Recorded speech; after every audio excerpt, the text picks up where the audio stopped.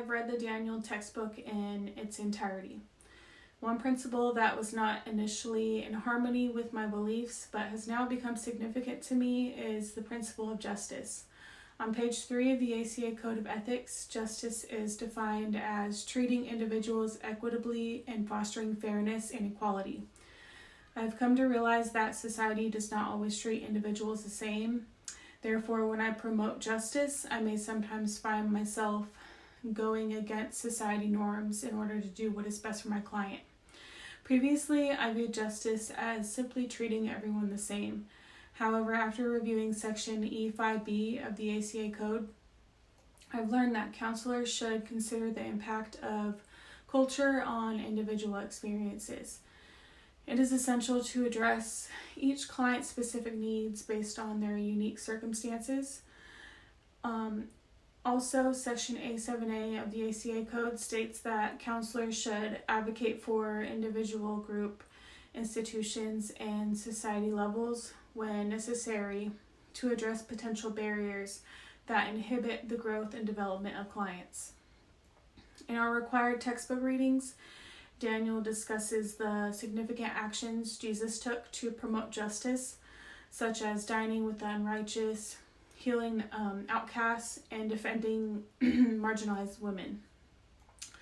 This has challenged me to rethink how I approach promoting justice in general.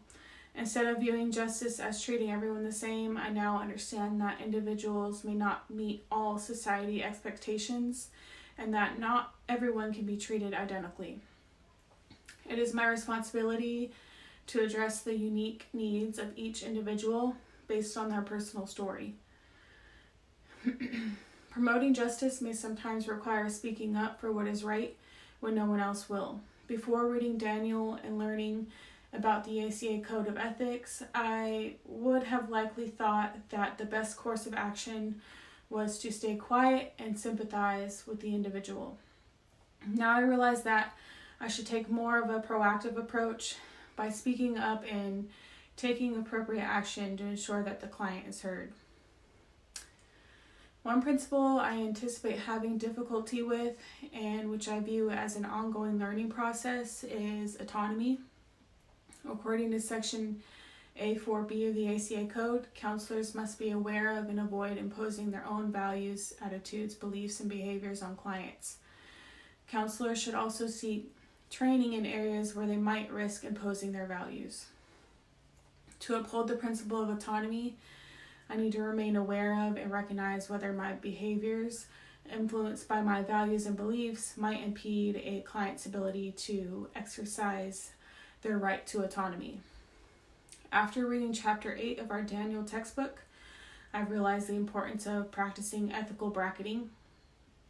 This approach allows me to set aside my personal values so that the client can fully exercise their right to autonomy. On page 37, Daniel explains ethical bracketing as a conscious choice to let go of oneself and enter into the world of another person. He compared this concept to 1 Corinthians 9:22, which states, "To the weak I become weak to win the weak. I have become all things to all people, so that by all possible means I might save some." Reflecting on my beliefs and values, I realize that I am still in the early stages of understanding what they truly are. One effective action I can take to identify my values and beliefs is to practice self-awareness. In 2022, London and their associates found that mindfulness, feedback, and coaching interventions are common methods for becoming more self-aware. The authors revealed that techniques such as breathing exercises, focusing on the present moment, and paying attention to both internal and external stimuli, while doing so without judgment, can significantly enhance emotional intelligence in personal, interpersonal, and social management.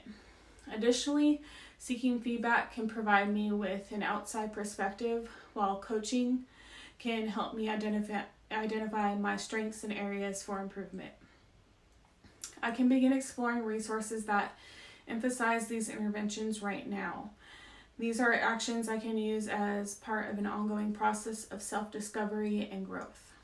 Thanks for watching, and that's all I've got.